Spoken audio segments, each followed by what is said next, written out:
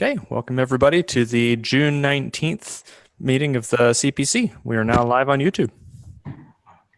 Thanks, Brian. Thanks everybody for joining. Don't forget to, if you're in the Zoom here, add your name to the minutes Google Doc, and hopefully some folks can help take notes as we work through our agenda items. And I'm also noticing, Miles, you added a couple of things at the bottom of the meeting issue 209 in the Cross Project Council. If you could help me remember to get those in as well. So do we have anything we want to discuss before we get into the agenda items? Let me just make a quick announcement for the CPC that the deadline for Node+JS Interactive call for proposals was pushed to Friday. So help me encourage your project communities to submit talks for Node.js Interactive. Great. Yeah, thanks for reminding us. I need to get some in there as well. Excellent. So moving on to the agenda, the first issue here is approved charter changes for the Node.js charter. We had talked about this briefly last week.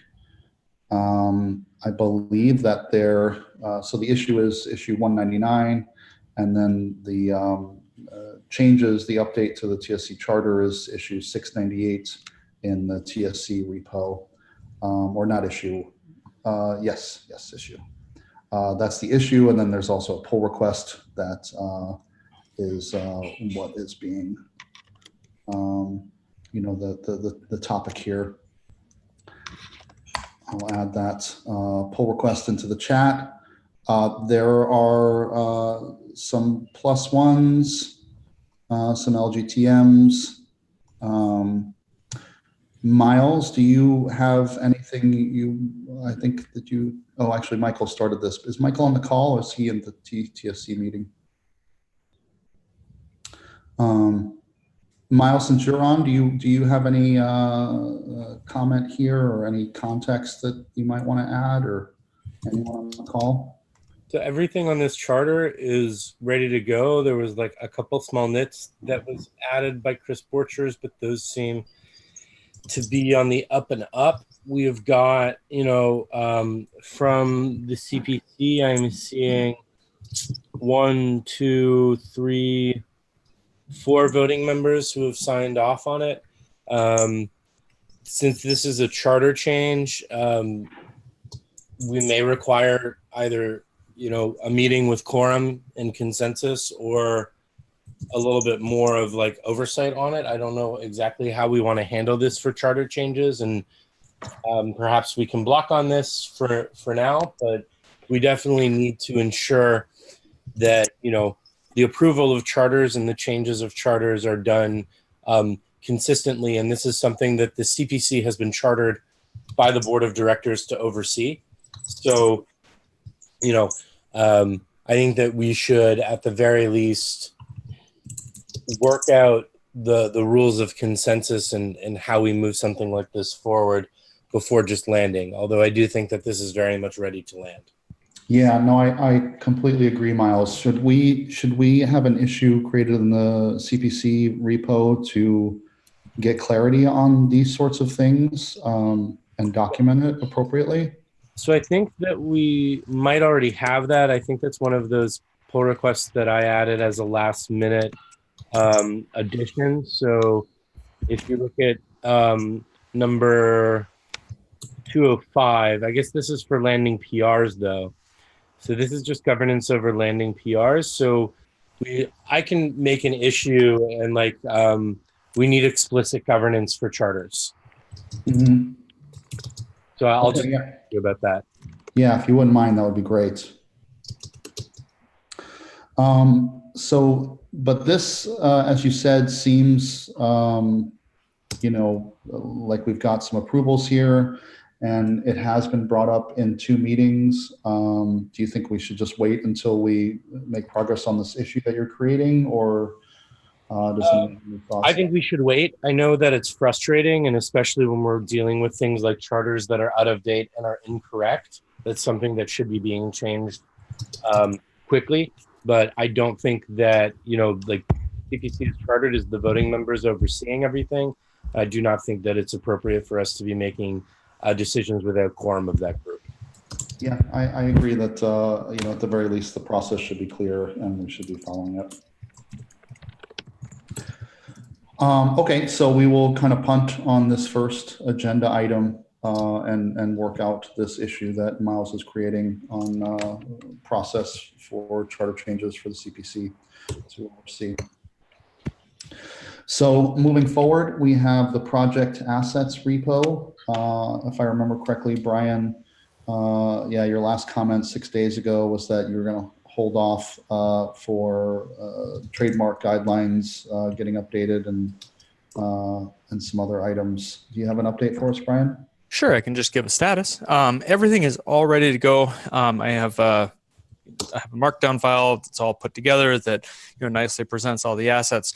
Really, the main thing that I'm waiting on right now is for the attorneys to get back with a harmonized trademark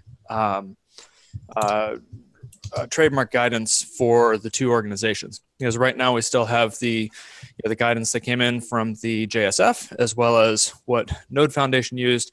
I'd like to have all of this stuff absolutely ready to go so that the first version is the right version.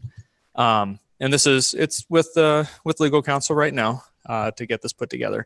So once that gets ready, then I will ping the thread. Maybe we can figure out what the appropriate name would be for this, and then I can just push everything up. I do want to say thank you to everybody who got back to me with artwork and assets and who confirmed that the artwork that's there is the correct artwork and everything else. The idea here going forward is I can get this started, but as projects change their logos or change colors or whatever the case may be, I want to make sure that you can also change these things as well so that we don't get stale. Sounds good. Yeah, great. All right, thank you. And do you have any idea, what sort of timeline we might be working on? I kicked this off with the attorneys last week. I haven't heard back from them, so it's about time for me to poke. Okay. Yep. All right, so we'll revisit this again next week and see where we're at. Yep. In fact, we could probably even take the tag off. I'll reopen it and re-add it to the agenda once I get the final word back, because we probably will need to review the text with member council and everything else. So, yeah. Okay. All right, great. So moving on to issue number 182, which is this is actually a pull request on an issue. This is update README for the CPC. Miles opened this some stuff specific to Bootstrap, old README archived in artifacts. Scrolling.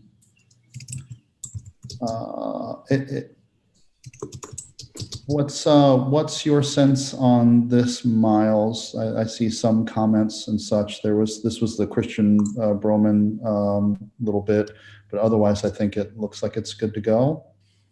I think that is good to go.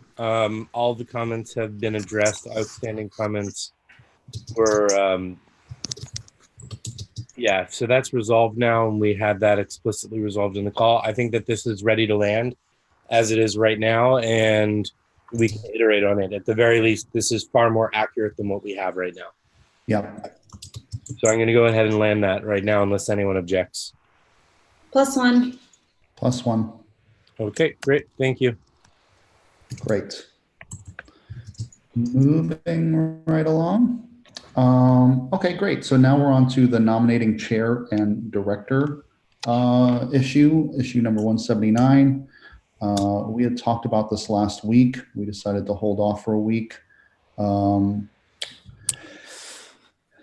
Yeah, Brian, you want to give us an update? Sure. So after last week's meeting, I had received some feedback from various folks that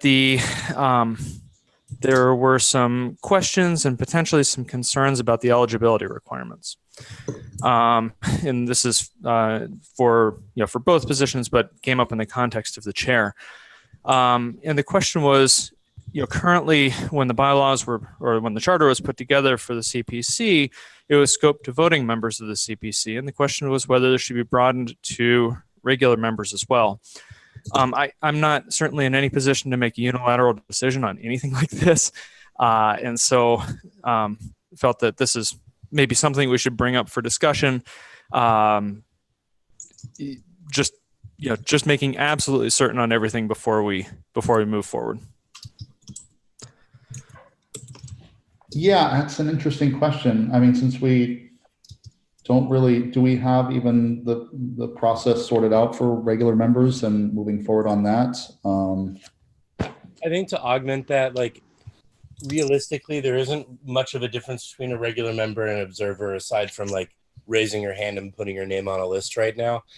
So I think that like this does require us to like revisit the charter and rethink these things. But I think at a very high level, the question might be better as framed as, are they limited to voting members, these positions, or not?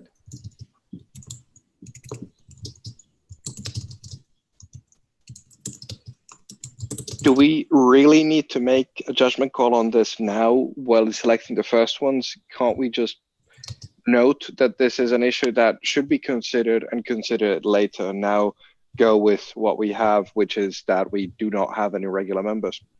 So the issue is that we have 2 applicants, one of whom is not a voting member. So the question is, do we disqualify the person who is a non-voting member, or do we run an election?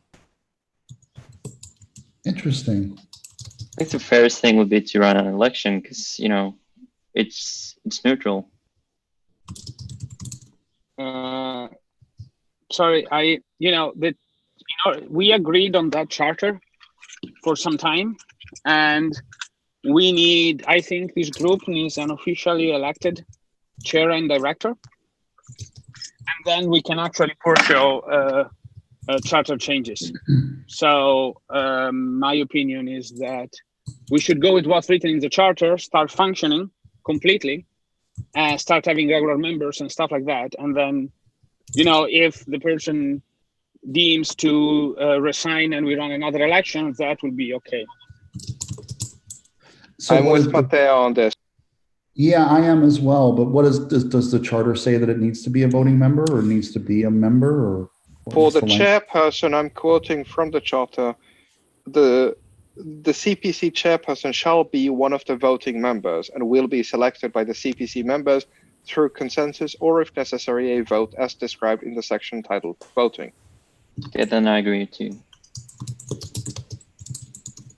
So it seems like that perhaps we should just move forward with what's in the charter. And I think to Matteo's point, one of the things we can work on right away is fixing the charter itself, taking that to the board, getting that approved. And then, if the person in the chair role feels it's appropriate, they can step down, immediately reapply, and kick off another election with a broader set of candidates. Yeah, I mean, that sounds fair to me.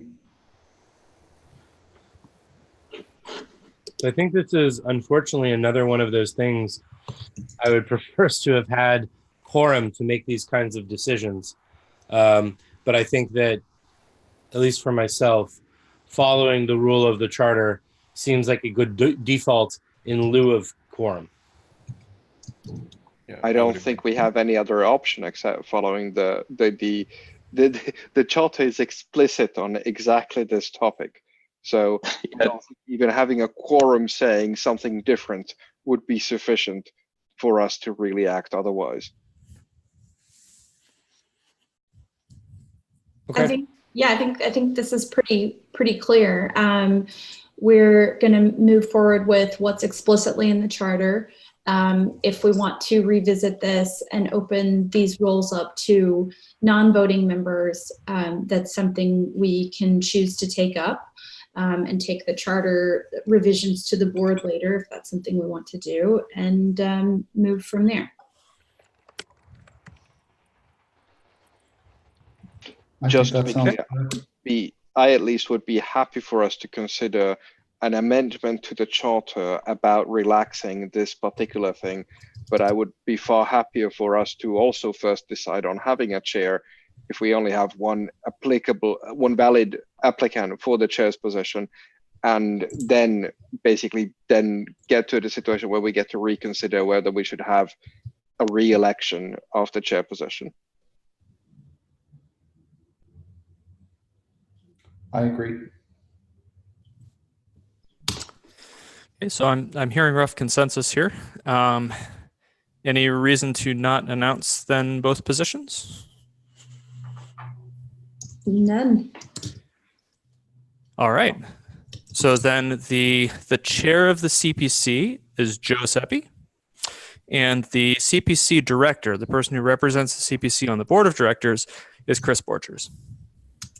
So congratulations to everybody, and thank you to everybody through the process.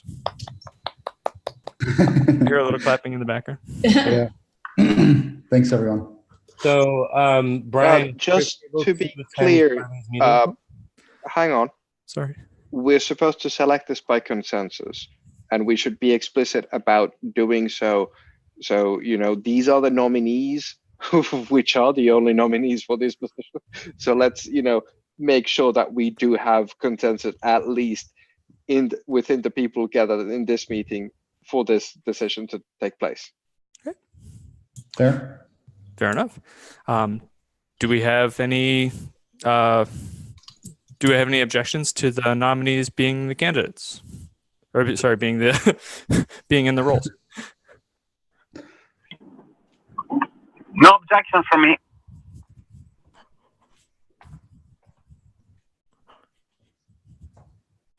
Okay, that sounds like consensus to me. Excellent. Great. Moving forward. So thanks. I was trying to not say too much in that previous conversation, but I am fully supportive of, amendments, figuring out what makes the most sense for the chair role. And, we can move forward from there. Great. Okay, so moving on.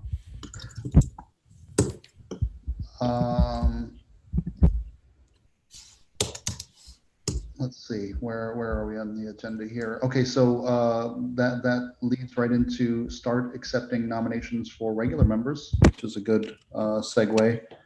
This is issue number 178. This was brought up on May 15th.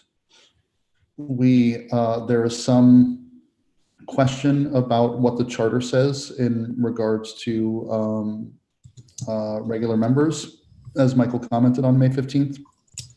And there are a couple of comments today as well.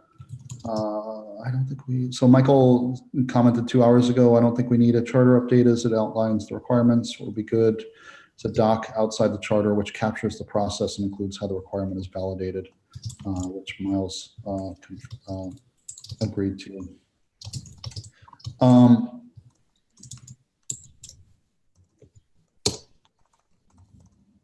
So where are we then in terms of accepting nominations?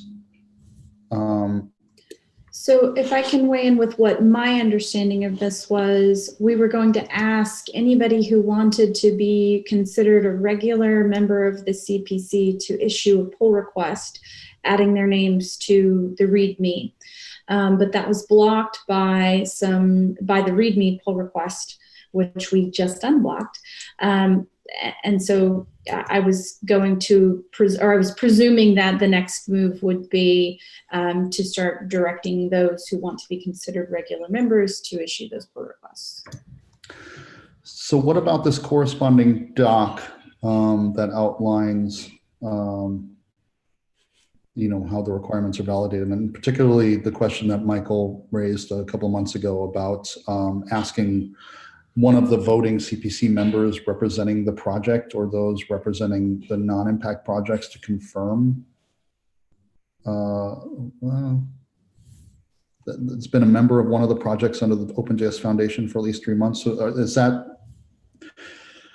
that's a requirement. Is that accurate, that the regular member would need to be active under one of the projects for at least 3 months?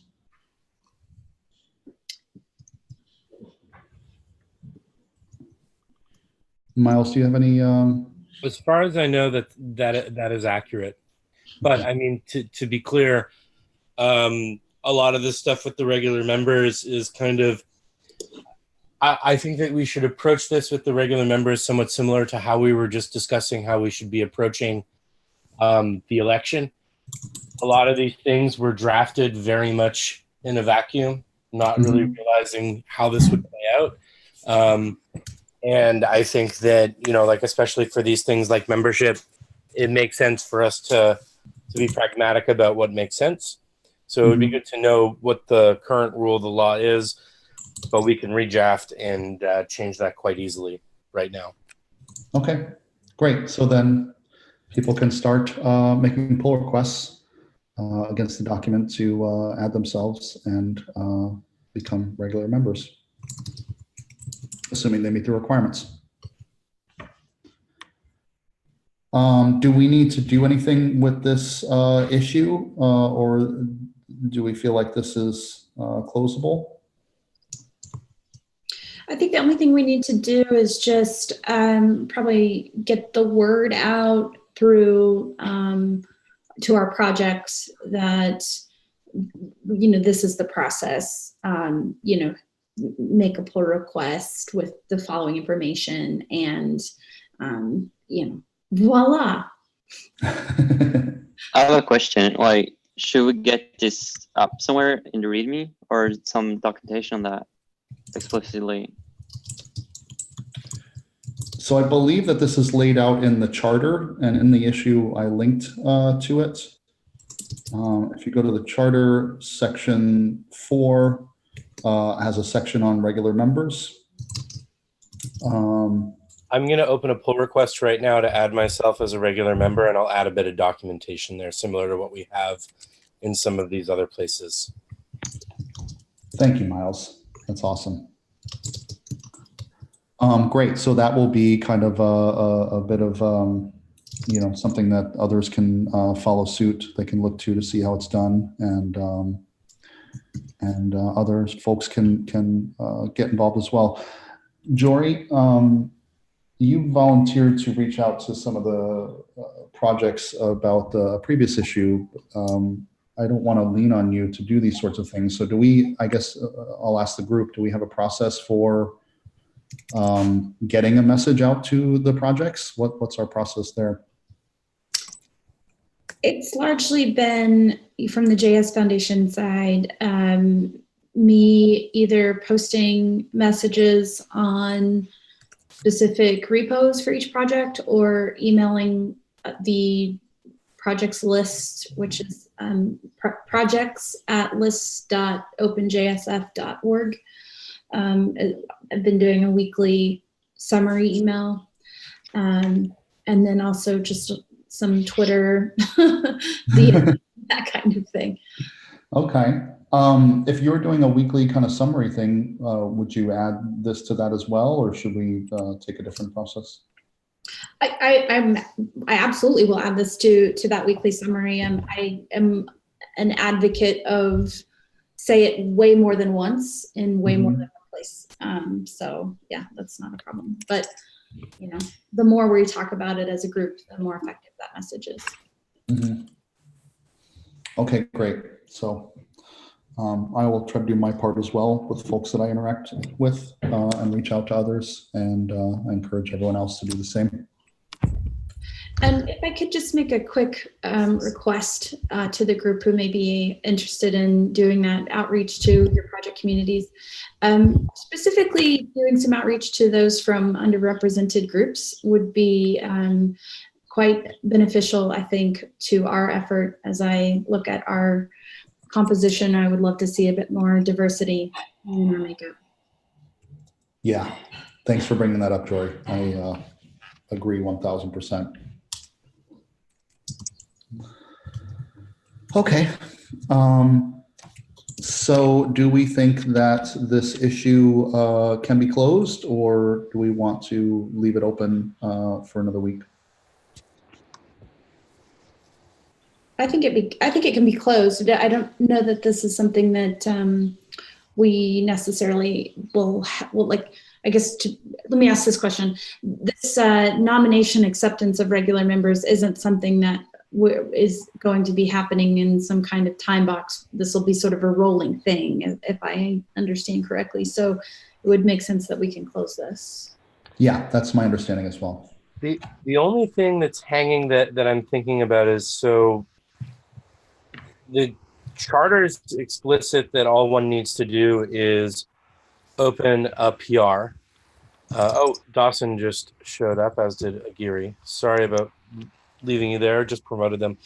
The charter is explicit about what people can do to nominate themselves, but I guess what's not explicit and should maybe be documented in governance, and maybe we want to wait until that lands before we close this issue, is what is the approval process of those nominations and how do they get landed? So we don't yet really have that documented anywhere. And even if it's just anyone who opens a PR is automatically accepted, which is what I think we're landing on, we probably should document that in our governance.md file. Yeah, I didn't know whether it needed to go into the CPC governance or some other doc that says, like, here's the process. If it's as simple as auto approve, then maybe it can just, it's easiest to just stick it in there. And otherwise, How is this? Go ahead. How is this any different from any of the other approvals that we're doing for mergers and changes that are not affecting governance? Well, I just looked at the governance doc, which hasn't been touched since we were a bootstrap team, and the governance doc needs to be explicitly updated anyways because it's no longer accurate for the team. So in general, the way we've done it in other projects, and it doesn't mean the way that we need to do it here, is that the charter is pretty explicit about what the board gives permission to the group to do and oversee. And then the governance document ends up being extended documentation about like the procedures of doing it. The idea being that for us to update the CPC charter requires board approval, but updating the governance document just requires consensus within the group. So something like the existence of regular members and what the qualifications to be a regular member are would likely be something that makes sense in the charter, but the explicit process for how someone gets nominated as well as how someone gets approved might make more sense in the governance document. Yeah, and I think that's, maybe I misspoke, because like I was thinking we don't need to update the charter, but putting it somewhere else in the governance doc itself is probably fine then.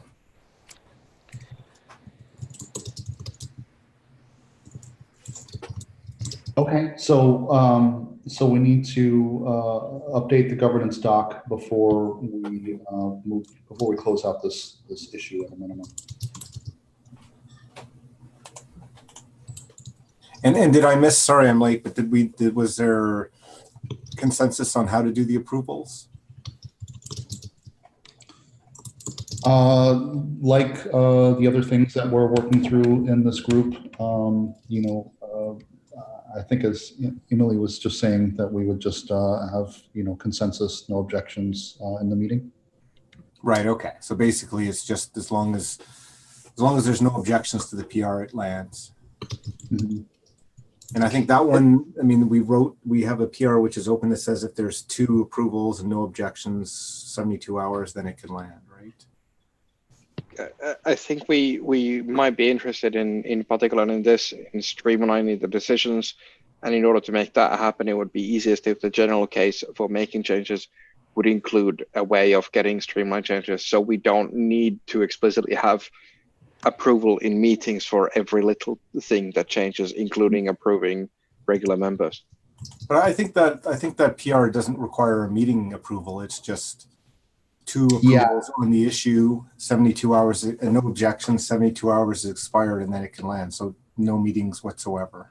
Yeah, I agree. I think current state of it. Miles has a suggestion there that I think I replied to, that would be suggesting that we should possibly have a decision in a meeting, consensus in a meeting, in order to get any changes in. Or am I remembering or misunderstanding something? Please correct. I was stating that we could add the meeting as a possible way of doing it as well. Cool. That works as well. Yeah. That's What I was suggesting as the other was that like we had it in there that 50% of the voting members chiming in was enough. I think that consensus I prefer as the way of doing it, because that way, like, consensus means there was no objections, which is different than like waiting for 50% of the people to chime in. I'm not really a huge fan of these things that are like vote counting, but I'm not gonna, be hard-headed about that. Right, but I'm more of, because of meetings, each people can only reach a certain period of, only so many people can make the meeting, that it's actually more consensus building to say it's in the issue and it's like no objections in 72 hours. That way, whether people can make the meeting or not, they can see the issue and object. As opposed to, well, okay, we had how many people? We will never have everybody in the meeting, unlikely. So if you say you can decide in the meeting, it doesn't give those other people a chance to have objected.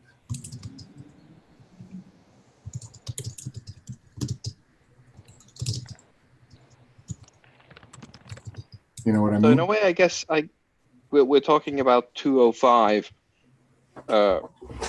Yeah. Yeah, 205, and the process there. And I think what would be good is for us to have clarity on the way that the process defined in 205 is a way to definitely have an indicator of consensus, but that other indicators of consensus may be accepted as well, especially for things that are, shall we say, of lesser importance. Sounds like the wrong way of saying it, but that's, I hope you understand what I mean about, for example, things like approving regular members. If it appears that we have consensus on something like that, then we should be able to move forward. I guess my counter would be 72 hours. Is it really too long to wait in that case? I think that for charter changes, personally, I think it makes sense to happen in a meeting so that there's a discussion on the record about it and an opportunity for anyone. Charter changes are different. This is not about charter changes. The PRs? Correct. Which is the process by which we are approving regular members. I think we can, if no one objects in 72 hours, we can land anything that do not require a vote from the voting members, and whatever requires from a voting member require a vote, then it is good. Or something like that. Entirely right. I was misreading the thing. Sorry, never mind. Let's go on.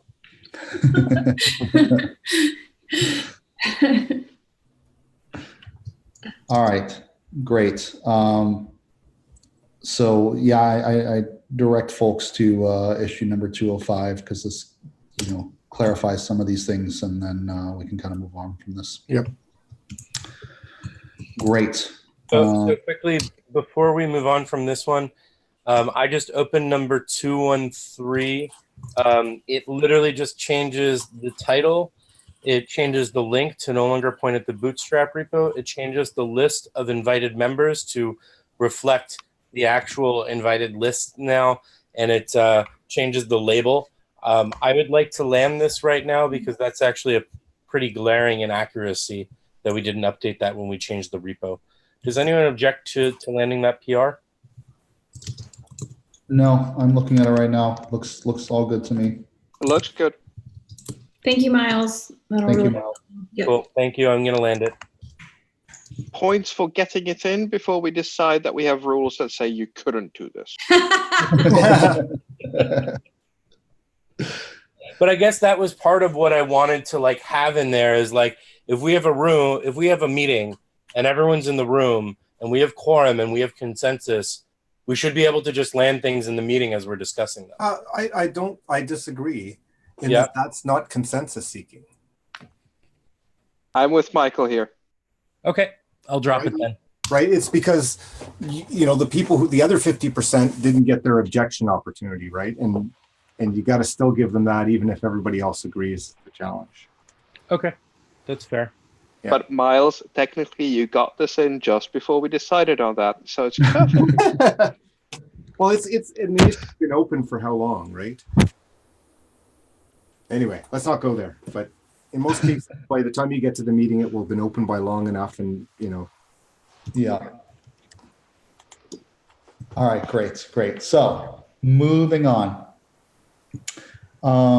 The next issue on the agenda is issue 161. This is draft initial process for electing voting members from the non-impact projects. This is something that we need to work out. This initial group that we have here, we decided that everyone who was nominated would be accepted to bootstrap this cross-project council for the first year. But moving forward, we expect 2 members from the entirety of non-impact projects. So at-large projects and what's the other one? The other 2 projects types. At-large and growth. Growth, there we go, thank you. And emeritus. Yes. And emeritus, but we don't really anticipate emeritus projects too. But yes, and emeritus. We don't expect them, but technically have not forbidden them from participating at this level. Right. Yeah. So the last activity on this was back in May 8th. And Michael Dawson, it was your comment that was last. Do you or anyone else want to give us some updates on where this might be or what next steps might be? This is issue 161.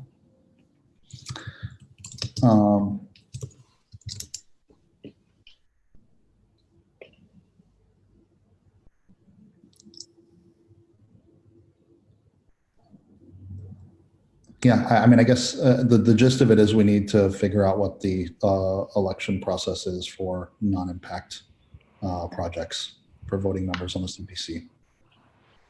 Is this something that we need to have in the meeting right now? Is it something that we should draft and then discuss? That's what I was just wondering too. This is maybe just an opportunity to raise awareness and kind of reignite, and hopefully somebody jumps on this and we can talk about it more in the issue or the pull request and see where it is next week. Yeah, I think we just said it wasn't urgent since we had basically allowed everybody to join in. So really, yeah, that's the next step, is for somebody to draft proposal. And I guess there's really the 2, there's the proposals in there. I'd say that we should basically just write up something proposing one of those 2, and then we can have the PR discussion of that. Okay. I can try and take some time to do that before the next meeting and see if that gets it moving. That would be great. Besides the what election method to use, a separate PR should be about what timeline we're working on for this, because that has not been settled either. That's a good point.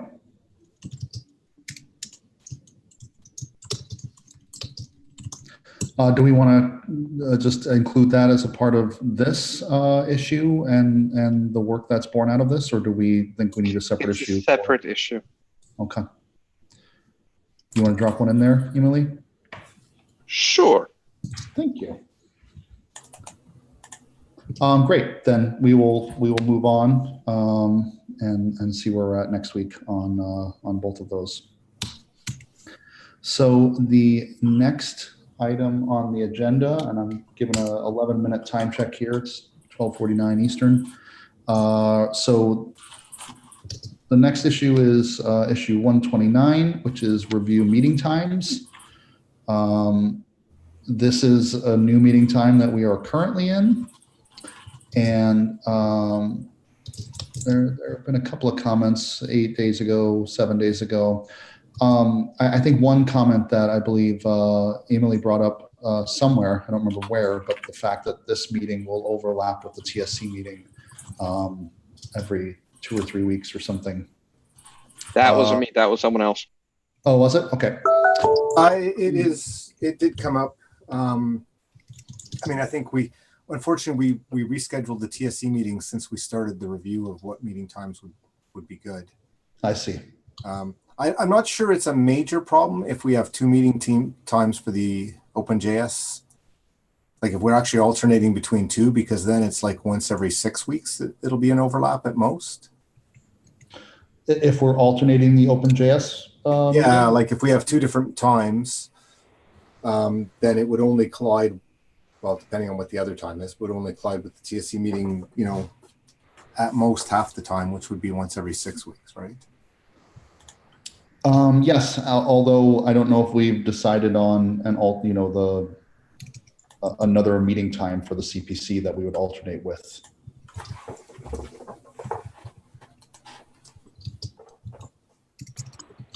Yeah, well, we haven't chosen the time. I was still under the impression that we were going to look at that, but just my impression. Yeah. I think I was secretly hoping that we had just decided on something and be done with it. Can I suggest that we punt back to the issue, or at least run this meeting 2 or 3 times to see if it's an issue? Yeah. We need to immediately reschedule because of the TSC conflict. Yeah, I don't object. I mean, the TSC is a tough one because I think, we do have some overlap there, and if it were a different meeting, then I think it would be less of an issue. I think there's one thing that is worth saying, though. We have 31 different projects, and if we try to accommodate all of the times for all of the projects, that may end up being quite difficult. That did get reflected within the time chart. So like one thing that we could do is people could go in and update their time availabilities in there based on the new TSC update, and we could look to see if that changes the time we land on. I mean, that's why I think 2 times makes sense, because like you said, having one time that's going to actually be reasonable for 31 projects may be a challenge. Not saying to change this one. I would stick with this one and choose one other one. Mm-hmm. I like what Miles said. I think we should go back to actually checking that we have everyone who we should be considering the times of in the chart, and that their times are correct with the current state of affairs, not how they were, what was it, a month ago when that thing went around? Mm-hmm. That definitely makes sense. Okay. Can someone drop a comment on this issue stating something along those lines? And we will meet next week at this time, but perhaps revisit this issue then and see what another time might be that would work well for others. It might be nice, and maybe Jory, in your weekly update, if you could surface this, that the folks who do have trouble with this time, particularly, I think it would be valuable to hear from people that have trouble with this time, what time works well for them, and maybe weight the decision along those lines. Weight as in WEIGHT. Oh, yes. Great. Okay. And then so we have 6 minutes left. The last issue in the agenda is the post bootstrap work on the project board. However, I wonder if we should jump to, Miles had the process for landing PRs, which we kind of discussed, and then the upcoming board meeting. Maybe we should take the remaining 5 or 6 minutes and talk about the upcoming board meeting. I think it would make sense we don't need to go deep in the board meeting, but I want to make sure people are aware of it, and if there's anything to bring to the board, that we're able to. And the great thing is we have Chris Borchers, our board rep, on the call. Yep, I was waiting until we got through the agenda to see if there was anything we should bring to the board. Mm-hmm.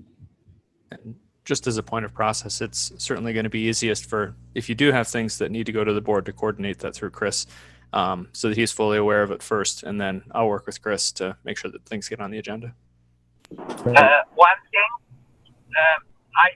I'm not necessarily sure that needs to go to the board, but it will be good to get an update on Node+JS Interactive in respect to the collaborative the collaborator summit. So has space been booked already for that? Has been included? Has not been included? And clarify all of that. Matteo, I can check on that for you.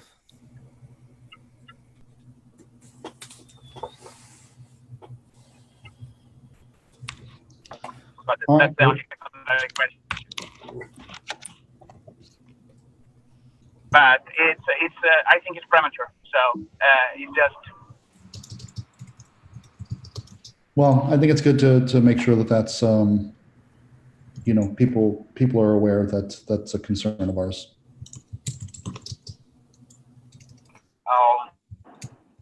Bye.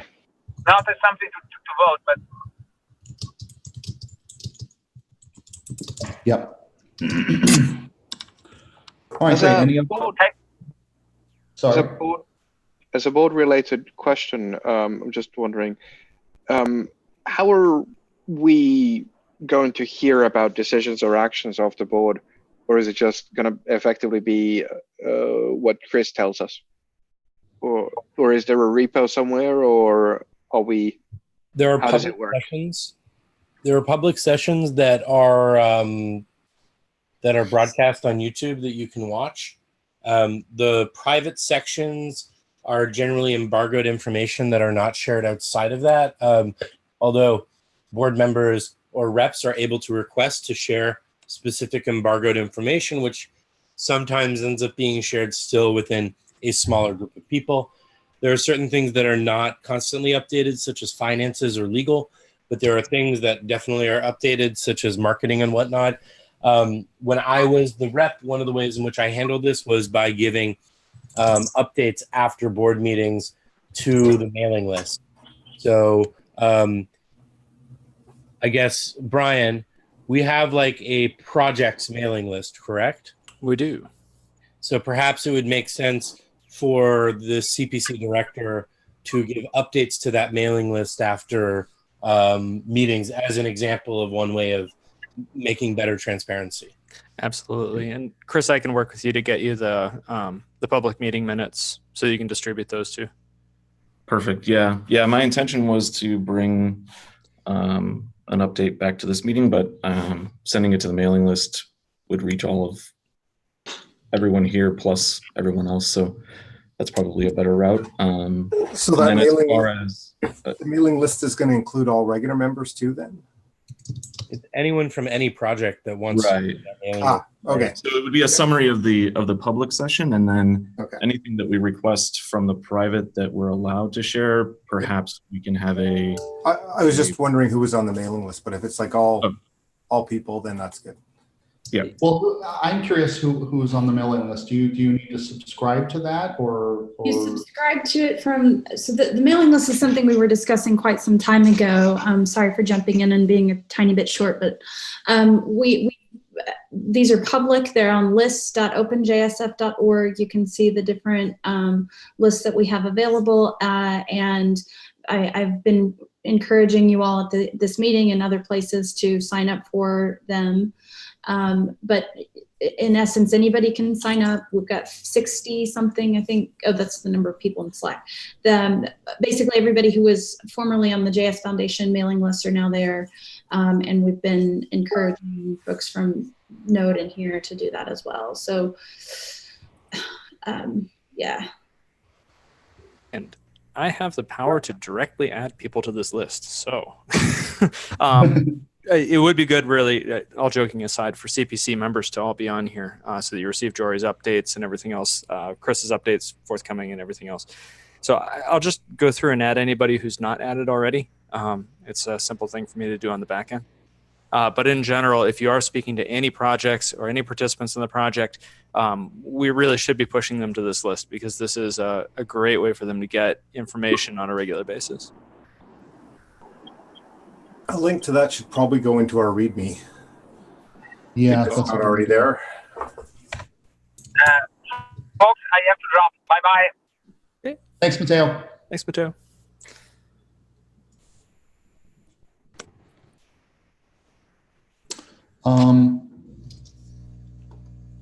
So I'm just looking at the lists.openjsf.org because that's kind of a good URL to direct people to.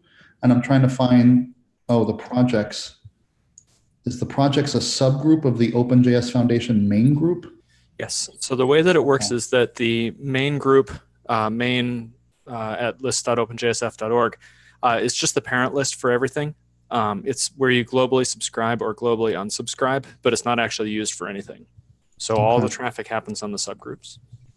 Okay. Yep.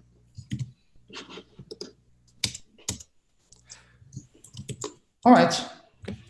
Great. So I guess that's a good place to end. We are at 1:01. We're a minute past the hour. Does anybody have anything else they want to share or talk about briefly? Brief question. It's kind of an embarrassing thing to ask, but a few weeks ago I took the to-do to document how you can request new mailing lists. I'm not entirely sure where to document that. So on which repo should I put this? That's a good question. I think a good place to start could just be the README of the Cross Project Council repo. Yeah. Okay. Or governance, if we consider that a governing thing, like requesting new mailing lists. Yeah, honestly, but I wonder if it's good on the README, even just a blurb like here's how you subscribe to the action or something. Oh yeah, like a list of the mailing lists and how to request a new one would make a ton of sense for discoverability. Would you like me to create a separate file called mailing lists to hold this? I think you could just do it as a section in the README, and then we can bike shed it in the PR.